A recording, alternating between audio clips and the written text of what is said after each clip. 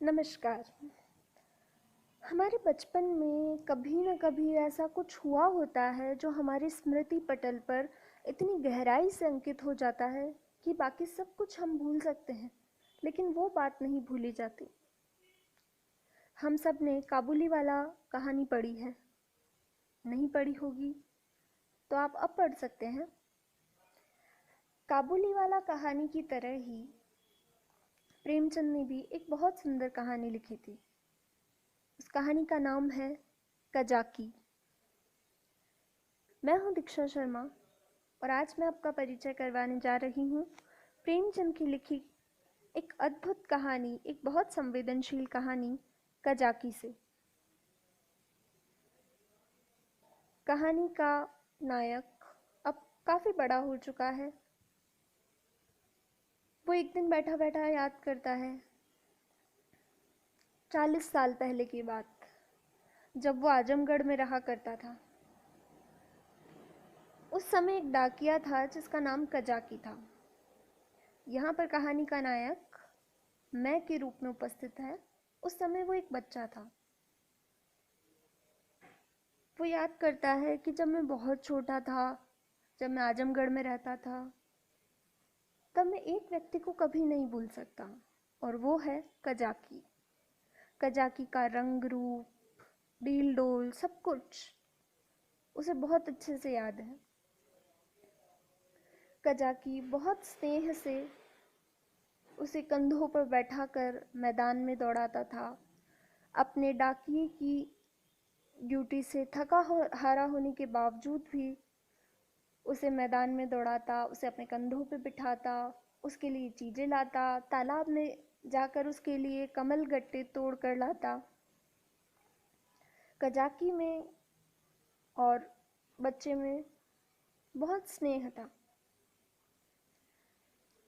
जब कजाकी नहीं आता तो बच्चा बहुत उदास हो जाता था। एक दिन कजाकी को आने में काफ़ी देर हो गई। जब वो काफ़ी देर बाद आया तो वो बच्चा उस पर बरस पड़ा कि तुम क्यों लेट आए, मैं तुमसे बात नहीं करूँगा।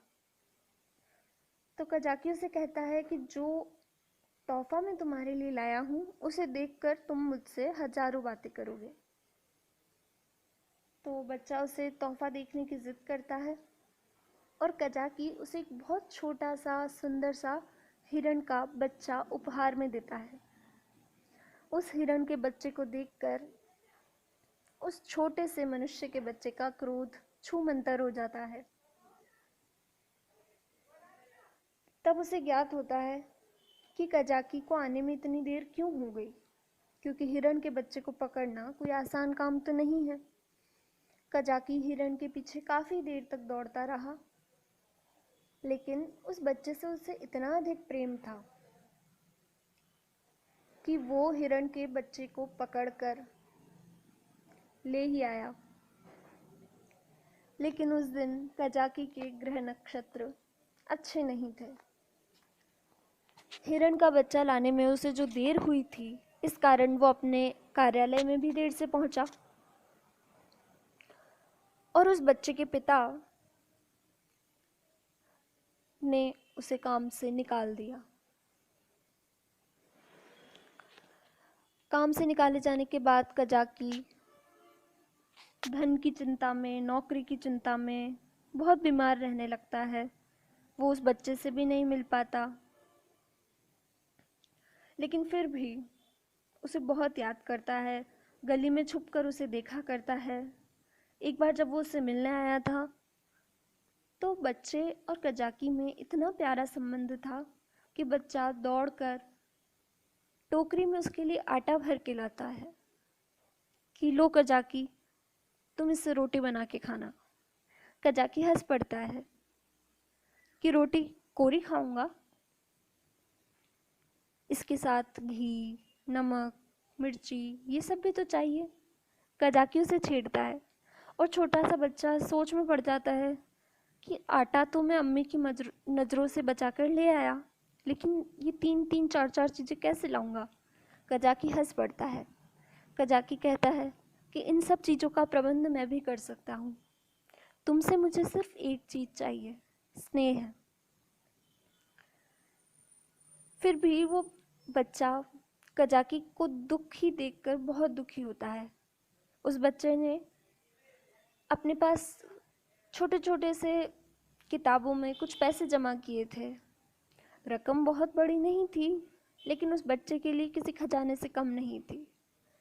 पर कजाकी से उसे इतना स्नेह था कि वो दौड़कर जाता है, अपना स्कूल का बस्ता लाता है और उन किताबों में छुपे हुए पैसे निकाल के कजाकी को दे देता है। कजाकी की आंखों में खुशी के आंसू आ जाते हैं। वो पैसा बच्चे को लौटाते हुए कहता है कि मुझे सिर्फ तुम्हारा स्नेह चाहिए, और वहाँ से चला जाता है। इसके पश्चात कजाकी कई दिनों तक नहीं आता। बच्चा बहुत उदास रहता है। इस बीच उसका सहारा बनता है हिरण का छोटा सा वो बच्चा। उससे उस बच्चे को बहुत लगाव हो जाता है। दोनों, हिरण का बच्चा और मनुष्य का बच्चा, दोनों साथ में खाना खाते हैं, साथ में खेलते हैं, साथ में सोते हैं। ऐसे करके काफ़ी समय बीत जाता है और एक दिन कजाकी की पत्नी एक थैली में कमल गट्टे भर कर लाती है और आकर उस बच्चे के लिए पकड़ाती है। उसकी माँ को कहती है कि कजाकी ने ये बच्चे के लिए भेजे हैं। वो बहुत बीमार थे, लेकिन फिर भी तालाब के ठंडे पानी में जाकर इस बच्चे के लिए ये कमल गट्टे तोड़ कर लाए हैं। तो कजाकी की माँ भी शायद कहीं प्रसन्न हो रही होगी। तो उस बच्चे की माँ और उसके पिताजी बहुत भावुक हो जाते हैं और उसके पिता ये निर्णय लेते हैं कि मैं इनका स्नेहमयी बंधन नहीं तोड़ सकता। वो कजाकी की स्त्री से, कजाकी की पत्नी से कहते हैं कि तुम कजाकी से कहना कि मैंने उसे पुनः बहाल कर दिया है। ये सुनकर कजाकी की पत्नी बहुत खुश होती है और अगले दिन से कजाकी फिर से काम पर आने लगता है और फिर से कजाकी और बच्चे के बीच में जो प्यारा सा संबंध था पुनः जीवित हो उठता है। इस कहानी में कोई उद्देश्य नहीं है। ये कहानी हमें कुछ कहना नहीं चाहती। ये कहानी में प्रेमचंद सिर्फ अपने प्यारे मनोभाव दिखाते हैं। प्रेमचंद ये दिखाते हैं कि किन्हीं दो व्यक्तियों के बीच में स्नेह का संबंध होने के लिए उनका मन मिलना बहुत आवश्यक है। जैसे काबुली वाला मिनी के प्रति स्नेह रखता था, वैसे ही कजाकी इस बच्चे के प्रति स्नेह रखता था, और इतना स्नेह कि ये बच्चा आज 40 साल बाद भी कजाकी को नहीं भूल पाया और उसने कजाकी को याद करके ही अपना ये संस्मरण लिखा। ये बच्चा आज भी कजाकी को याद रखता है। तो इसी बिंदु पर ये कहानी, या यूं कहे कि उस बच्चे का ये संस्मरण समाप्त होता है। इस कहानी को पढ़कर पाठक ये जरूर सोचता है कि क्या हमारे जीवन में भी कोई ऐसा इतना ही प्यारा संबंध है जिसे हम आज के 40 वर्षों पश्चात भी याद रखेंगे। अगर नहीं है तो ढूंढते हैं। आज की कहानी में बस इतना ही। मिलते हैं अगली कहानी में। तब तक के लिए अलविदा। धन्यवाद। जय हिंद।